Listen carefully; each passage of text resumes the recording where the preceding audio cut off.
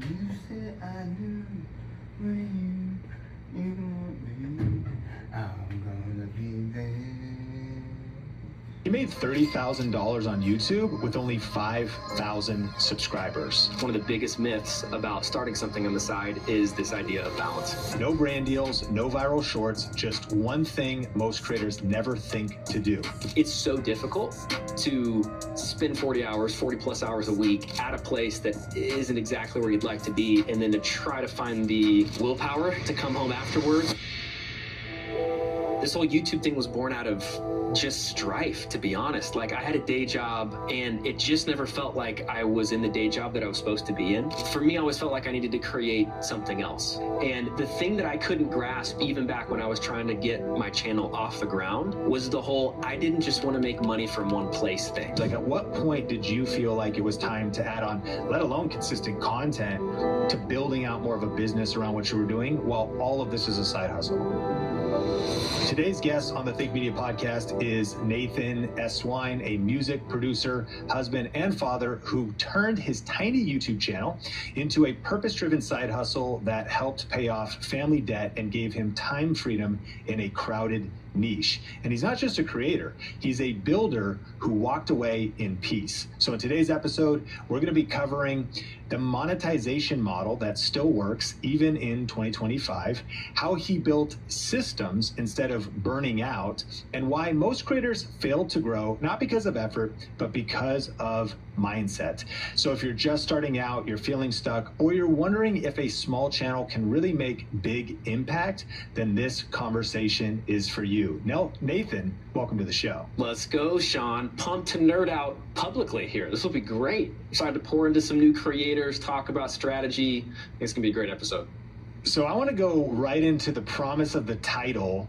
Let's start here. How did you actually make $30,000 on YouTube with just 5,000 subscribers? Yeah, so definitely, to cut to the chase, that was not purely on YouTube. So I did get monetized in that process, but it was really like with YouTube. So letting YouTube kind of be a top of funnel, so to speak, for products and services that I offered off of YouTube. So I did like courses, coaching, memberships, some affiliate deals that were in there. But really, that's kind of where the bulk of it came from, was not necessarily from YouTube itself. So describe what they actually were. Was there actual coaching courses and memberships, like multiple products? What were the products? Yeah, so started with a course. That was the very first thing that I did, because it was manageable for my season, and then kind of moved up towards the tiers, right? So if people came in, they got a course for me in the music production space that could help them solve a problem. Maybe the course wasn't enough, so I was like, okay, I could like build a community. So it was kind of the next thing that I did for people who got the course,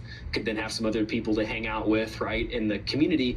And then even from that point, it was kind of just like a continuous process of solving problems. Like, oh, there's people in the community that would benefit from one-on-one stuff. And so that's when I started to offer coaching and consulting. And check this out, even for musicians. Like, that's my niche. Like, my niche is literally, I'm marketing towards quote unquote broke musicians. And even in that crowd, there's still people who would pay a good bit of money to just have someone in their corner one-on-one.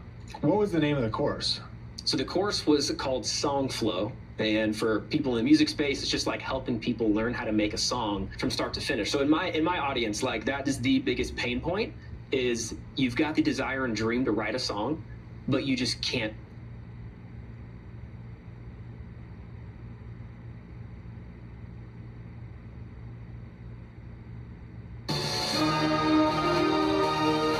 That's the Lunchables effect. This is the story of the one. As a lineman, it's his job to keep the power on. That's why he chooses Grainger for professional-grade products and next-day delivery, so he can rise to every challenge. Call, click, or just stop by. Grainger, for the ones who get it done. I can't help it if I'm not busy, then watch it. I feel fabulous. I hit it back with a brand new style. I'm a shot real loud and proud. Baby, I'm fabulous.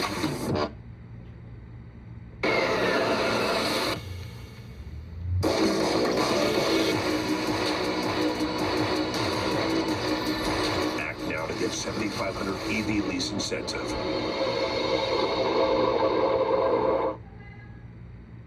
But you just can't finish it.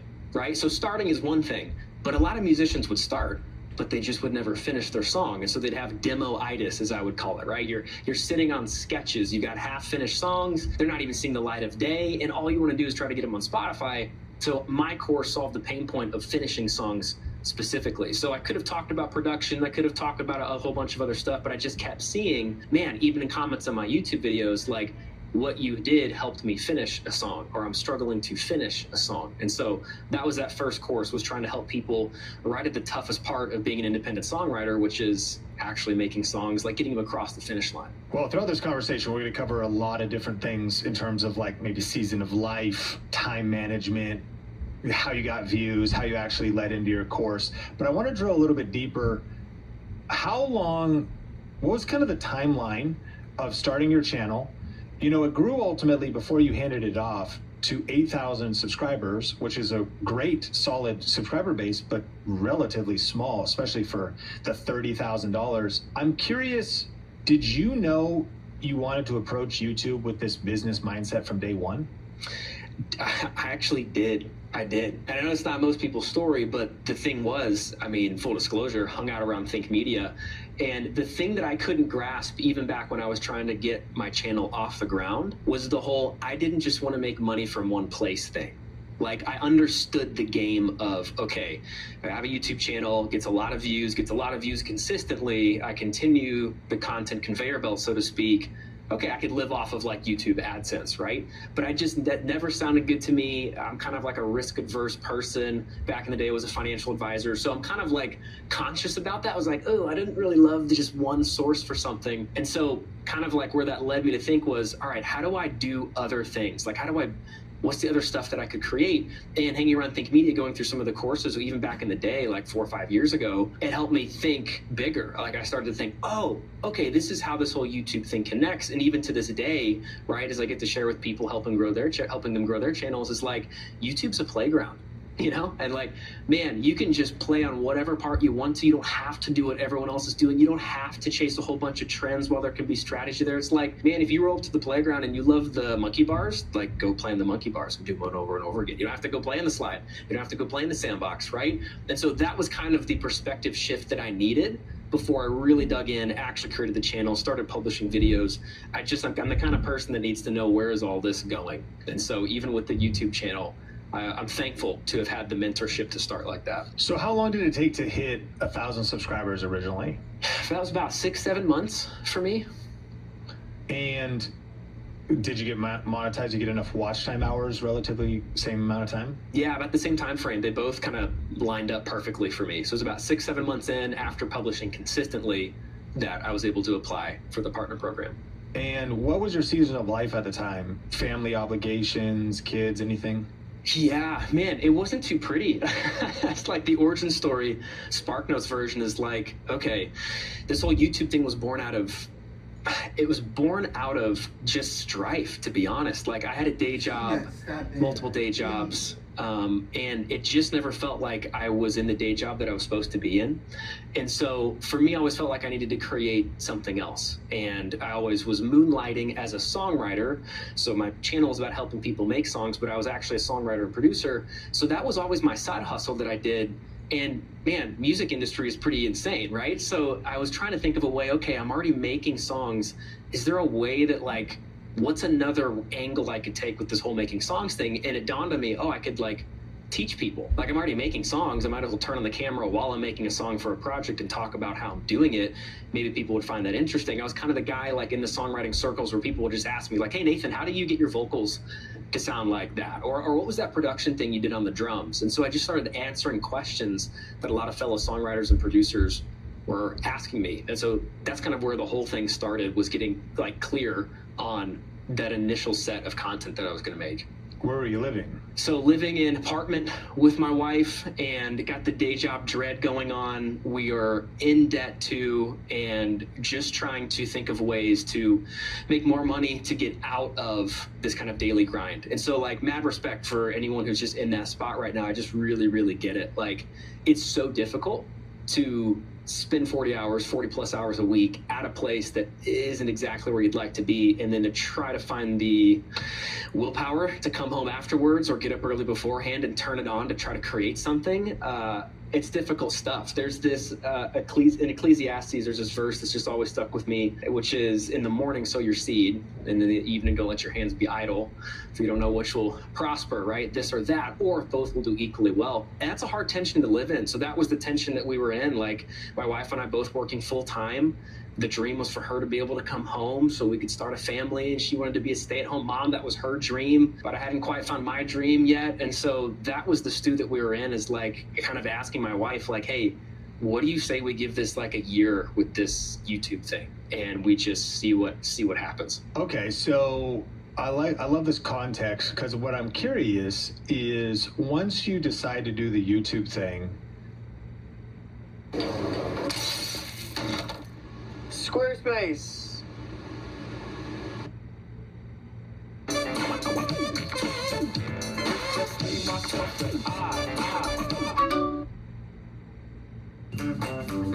Mazda gives you more. More comfort. More room. More peace of mind. When you leave nothing out, there's more to move you. Discover more at the Mazda Summer Sales Event. Current inventory remains unaffected by new tariffs. Take advantage of one of these exceptional offers during the More to Move You sales event.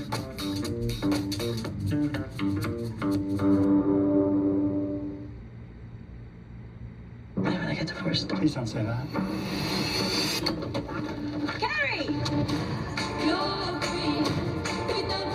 Divorce isn't that big a deal. You don't have kids. Or money. I'm sure this is all very painful for you. This is normal, right? People go through stuff like this in the first year of marriage. No.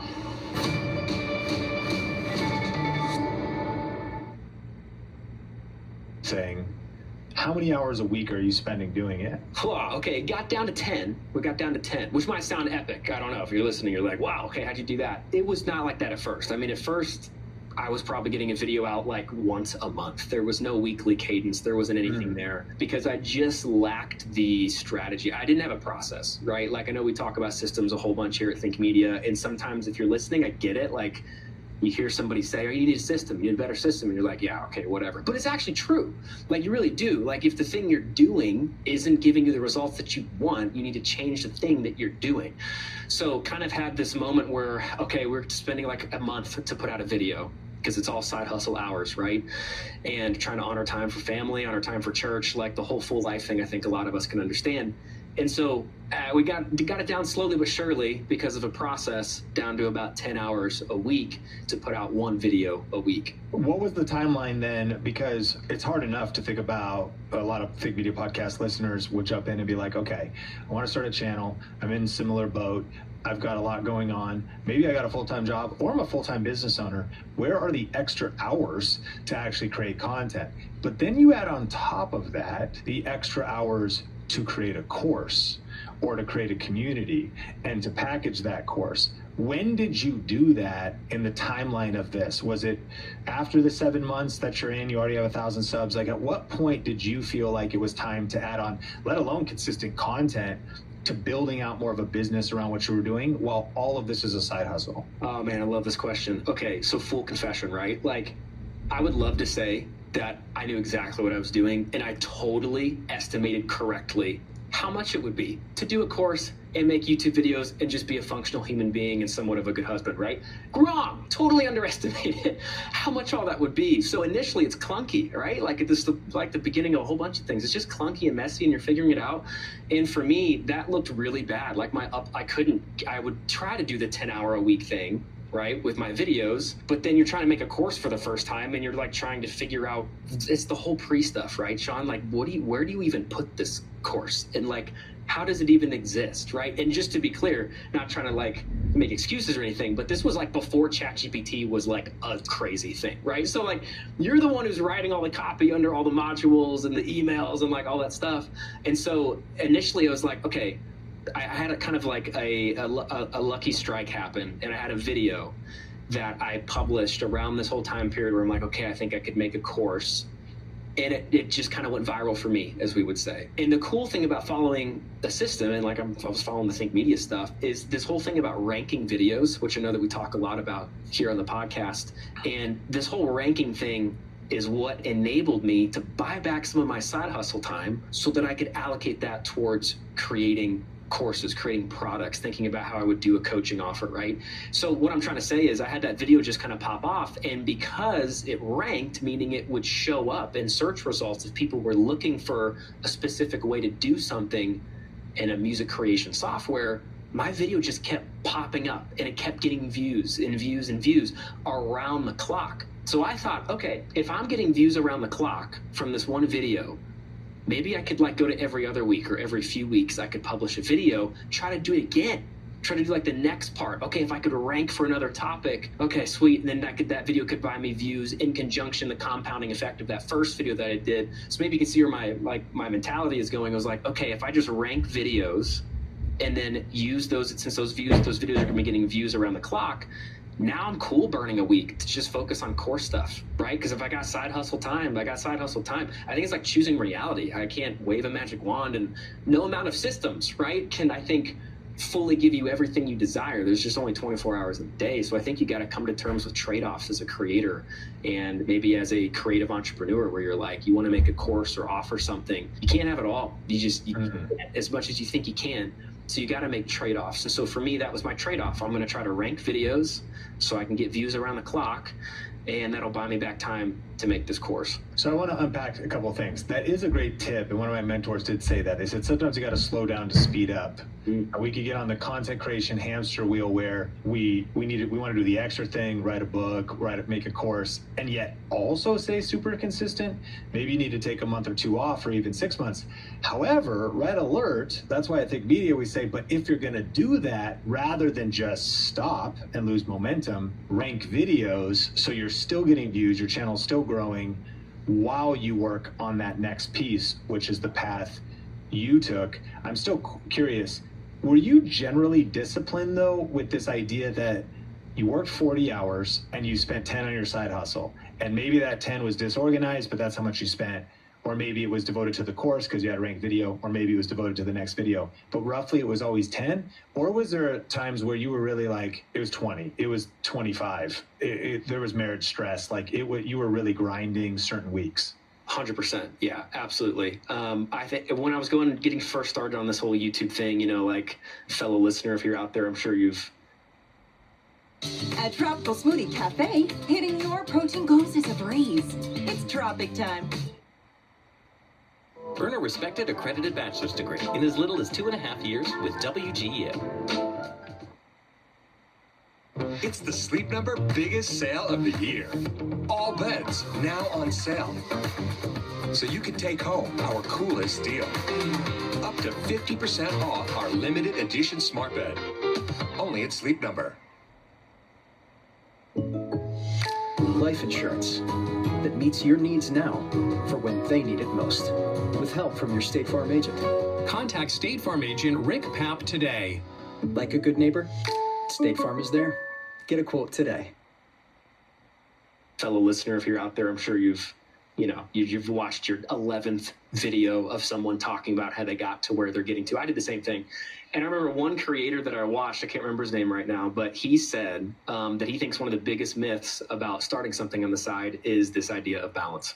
He actually said, I don't think you can be balanced. Mm-hmm. If you're so bold, right? If you're listening, you're a rebel, let's go. Like if you're so bold to demand a different sort of life, a different sort of week and a rhythm for your day that basically like involves your dream, like doing what you love for a living, that's a pretty bold ask. And I love it. I'm all for the ask, but you have to understand what you're asking isn't easy. And what you're asking for is going to require sacrifice.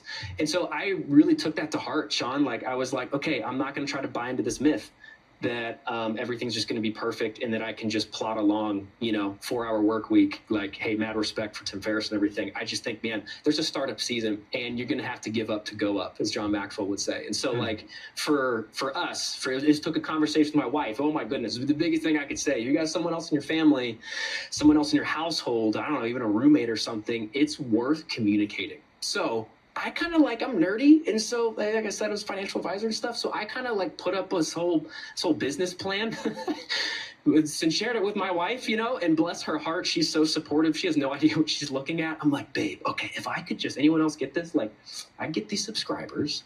And then if I have X subscribers come in every month that sign up for my lead magnet, and then I'm just speaking gibberish to her, right? But she saw a plan. And I think more importantly, she saw like that I was serious about it, even if she didn't quite understand it.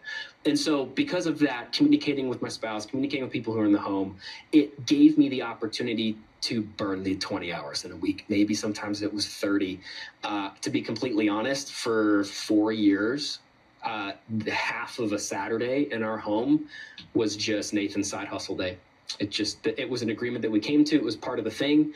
So every half day I'm up early on Saturday and putting in like maybe 6 hours or something on the side hustle thing. So especially when the course stuff started happening and it's all just so new, you're just trying to figure it out. And yeah, it was easy going to like 10, 20, 30 hours in a week. So many nuggets, a couple takeaways. Share a plan with your partner.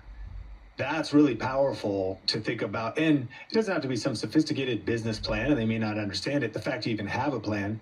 And I also like half of Saturday is side hustle day. When is side hustle day? If you're listening to this, it might be a different day, but there's not balance at the start.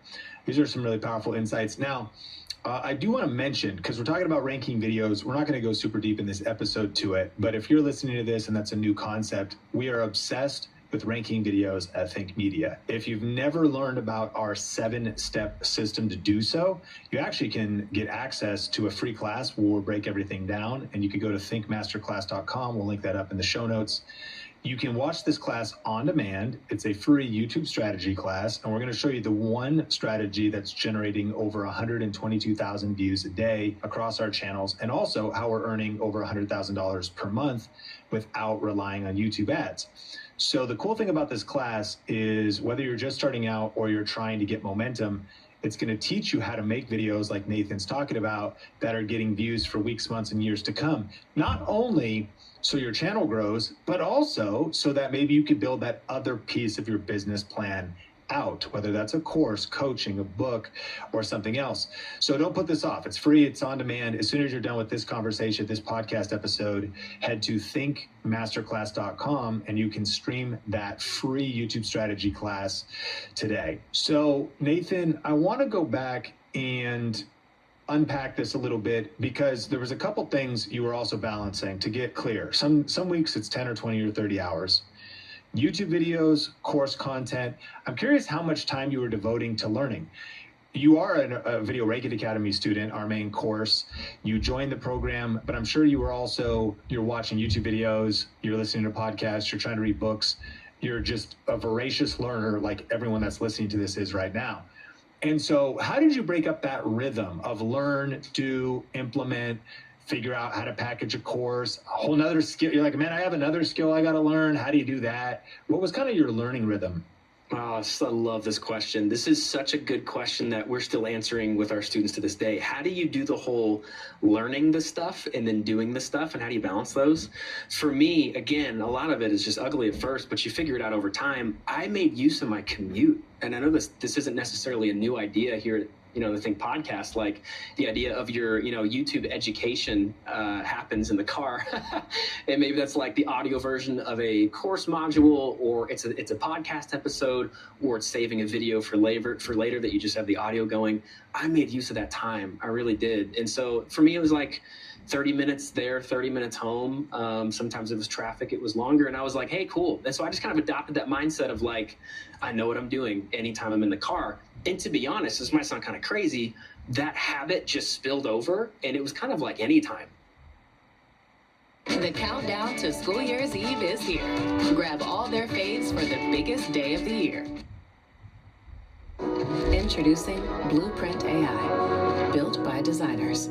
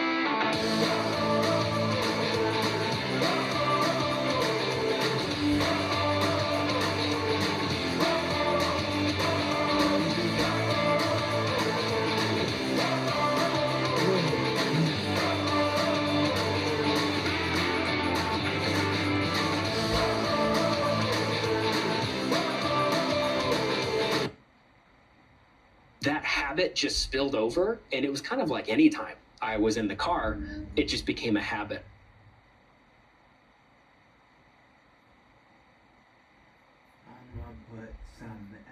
I was like, if I'm sitting in the car, and I should be clear, if I'm by myself, could you imagine?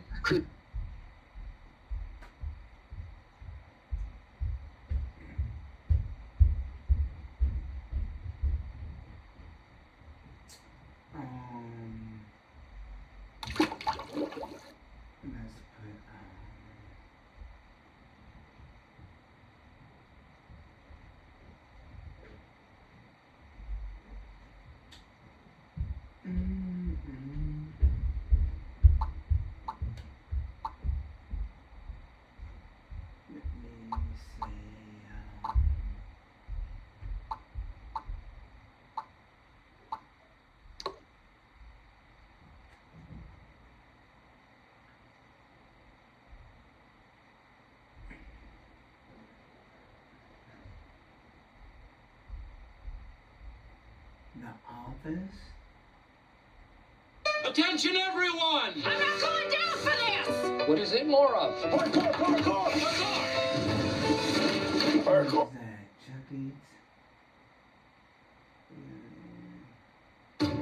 Henry, I know moving to a new house can be a little scary, but you'll get used to it.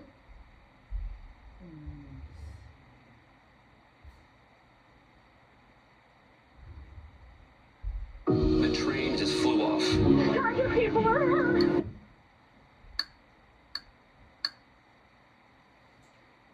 Let me see what the movie's on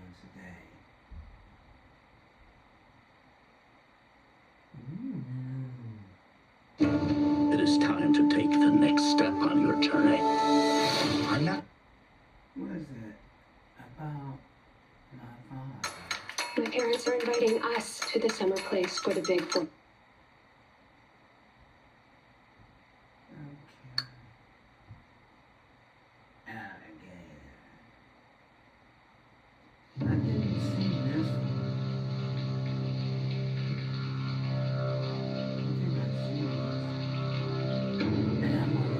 It lives 50 feet beneath the streets.